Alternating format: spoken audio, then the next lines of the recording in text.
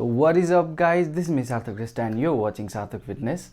इन्स्टाग्राममा मलाई धेरैले मेसेज गरेर मेरो वर्कआउट रुटिनको बारेमा सोध्नु भएको थियो। मैले कुन दिनमा कुन मसल ट्रेन गर्छु भनेर पुरै मेरो वर्कआउट रुटिन शेयर गर्नु भनेर धेरै जनाले मलाई मेसेज गर्नु भएको थियो र त्यही कुरालाई लिएर मैले यो भिडियो बनाइरहेको छु। करेन्टली मैले चाहिँ एउटा लेग्स पुश पुल भन्ने स्प्लिट फलो गरिरहेको छु र यो भिडियोमा त्यही लेग्स पुश पुल स्प्लिटको बारेमा तपाईहरुलाई प्रोपर इन्फर्मेसन दिन गइरहेको छु। So without wasting any time let's begin the video. Push pull leg split भनेको चाहिँ 3 दिनको स्प्लिट हो। तपाईले सैटरडे ब्रेक लिएर चाहिँ पुश पुल लेग र पुश पुल लेग यो 6 दिन यसरी लगातार फलो गर्न सक्नुहुन्छ। अब पुश डेमा तपाईले कुन कुन मसललाई टार्गेट गर्ने त? पुश डेमा हुन्छ तपाईको चेस्ट, शोल्डर र ट्राइसेप। पुल डेमा हाम्रो बाइसेप, बैक र फोरआर्म हुन्छ भने लेग डेमा ओन्ली लेगलाई ट्रेन गर्ने। सो मैले पनि यसरी नै ट्रेन गर्छु। मेरो पुश डेमा हुन्छ चेस्ट, शोल्डर र ट्राइसेप, पुश डेमा हुन्छ बैक, बाइसेप र लेग डेमा ओन्ली लेग। यसरी चाहिँ मैले 3 दिनको स्प्लिट बनाएर हप्तामा 6 दिन ट्रेन गर्छु। फर्दर यो पुश पुल लेग स्प्लिटको यसको एडभान्टेज र डिसएडभान्टेज भन्नुभन्दा अगाडि तपाईलाई म के भन्छु भन्दा यदि तपाई कम्प्लिट बिगिनर हुनुहुन्छ भने तपाई जस्ट जिम जोइन गर्दै हुनुहुन्छ अथवा भर्खर तपाईले 1-2 महिना मात्र भएको छ जिम जोइन गरेको भने यो म चाहिँ पर्सनली तपाईलाई फलो नगर्नु होला भनेर भन्छु। किनभने हाम्रो यो पुश पुल लेग स्प्लिटमा चाहिँ एकै दिनमा 2-3टा मसलहरु हिट गरिराख्नु पर्ने हुन्छ। सो तपाईको बडीलाई धेरै नै स्ट्रेस पर्न सक्छ। प्लस धेरै कम्पाउन्ड एक्सरसाइजहरु पनि तपाईको बडीलाई थाम्न गाह्रो हुन सक्छ। हेभी एक्सरसाइजहरु तपाईको बडीलाई थाम्न गाह्रो हुन सक्छ। त्यही भएर यदि तपाई कम्प्लिट बिगिनर हुनुहुन्छ भने अहिलेलाई चाहिँ यो स्प्लिट फलो नगर्नु होला। अब कुरा गरौँ हाम्रो यो पुश पुल लेग स्प्लिटको एडभान्टेजको बारेमा। तपाईलाई कुनै पनि मसल ग्रुप राम्रोसँग ग्रो गर्नु छ भने त्यो मसललाई हप्ताको एटलिस्ट 2 चोटी ट्रेन गर्नु र त्यो दुईटा ट्रेनिङको बीच एटलिस्ट 2 दिनको ग्याप राख्नु। अब हाम्रो पुश पुल लेग स्प्लिटमा के हुन्छ भन्दा सपोज तपाईले पुश डे को दिन आफ्नो चेस्टलाई ट्रेन गर्नुभयो भने अर्को पुल डे र लेग डे को दिन तपाईको चेस्ट रेस्टमा हुन्छ र अर्को त्यसको नेक्स्ट डे फेरि तपाईले चेस्ट ट्रेन गर्नुहुन्छ। यसरी तपाईलाई हरेक मसल ग्रुपलाई चाहिँ हप्ताको 2 दिन ट्रेन गर्न तपाईले पाउनुहुन्छ र प्लस त्यो दुईटा ट्रेनिङको बीच तपाईको 2 दिन ग्याप पनि एक्ज्याक्टली मिल्छ। यदि तपाईले चाहिँ हप्ताको एउटा मसल ग्रुप अथवा हप्ताको 2टा मसल ग्रुप ट्रेन गर्दै हुनुहुन्छ भने यो अचिभ गर्न तपाईलाई अलिकति प्रब्लम हुन सक्छ। त्यो कुरा चाहिँ हाम्रो यो पुश पुल लेग स्प्लिटमा चाहिँ सल्भ हुन्छ। नेक्स्ट एडभान्टेज के छ भन्दा हाम्रो पुश पुल लेग स्प्लिटमा चाहिँ तपाईको धेरै कम्पाउन्ड मुभमेन्टहरु इन्भल्भ हुन्छ। तपाईको कम्पाउन्ड मुभमेन्ट गर्ने फ्रिक्वेन्सी बढ्छ।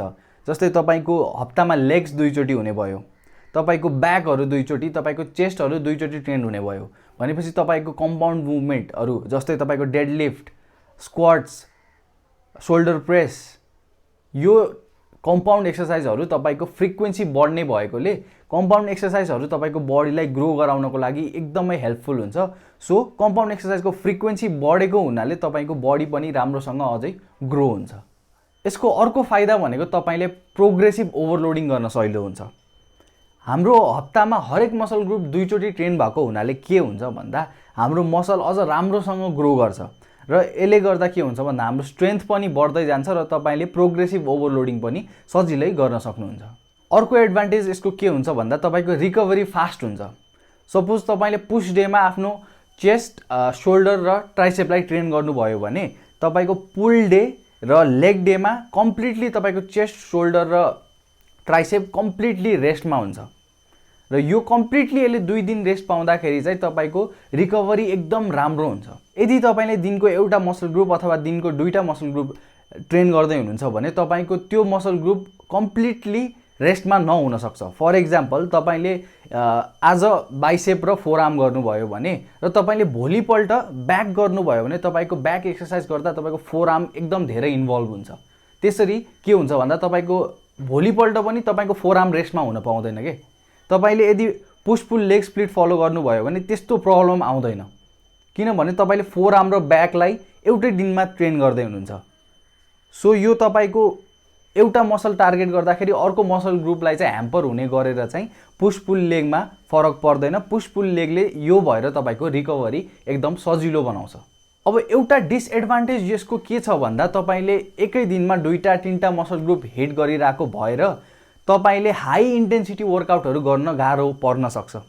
किनभने अब फर इक्जाम्पल तपाईँ बेन्च प्रेस गर्दै हुनुहुन्छ र त्यसलाई एकदम हाई इन्टेन्सिटीले गर्न खोज्नुभयो भने तपाईँले अलरेडी आफ्नो सोल्डर र ट्राइसेप यदि ट्रेन गरिसक्नु भएको छ भने तपाईँलाई आफ्नो फुल एफर्ट दिन, फुल एनर्जी लगाएर तपाईँलाई बेन्च प्रेस गर्न गाह्रो हुनसक्छ। तपाईँले हरेक मसल ग्रुपलाई हाई इन्टेन्सिटी ट्रेनिङ गर्न गाह्रो हुनसक्छ। यो चाहिँ यसको एउटा डिसएडभान्टेज हुनसक्छ। तर बिसाइड दिस यसको धेरै नै बेनिफिट छ। मैले आफै पनि लेग पुश पुल फलो गर्न लागेको मैले त्यति धेरै पनि भएको छैन, तर जति टाइम मैले फलो गरेँ मैले चाहिँ एकदम राम्रो रिजल्ट पाएको छु। मेरो लेगहरू एकदम राम्रोसँग ग्रो भएको छ। किनभने पहिला के हुन्थ्यो भन्दा मैले हप्तामा एकचोटि अथवा कहिलेकाहीँ त त्यो लेग डे स्किप गरेर 2 हप्तामा एकचोटि त्यसरी लेग ट्रेन गरिरहेको हुन्थेँ। अहिले चाहिँ के भयो भन्दा मेरो लेग ट्रेन गर्ने फ्रिक्वेन्सी भनेको हप्ताको 2 दिन भयो। त्यसरी मेरो लेगहरू पनि एकदम राम्रोसँग ग्रो भयो, मेरो मसल मास पनि इन्क्रिज भएको छ। सो यो भिडियो कन्क्लुड गर्दा यदि तपाईँ बिगिनर हुनुहुन्छ भने अहिलेलाई चाहिँ यो स्प्लिट फलो नगर्नु होला। यदि तपाईँ इन्टरमिडिएट अथवा एडभान्स लेभलमा पनि हुनुहुन्छ भने तपाईँले यो push pull leg split follow गर्न सक्नुहुन्छ। आई होप तपाईँहरूलाई यो भिडियोले केही हेल्प गरेको छ। यो भिडियोमा यति नै। यस्तै फिटनेस रिलेटेड भिडियोहरू हेर्नको लागि subscribe to my channel. See you guys in next video. By.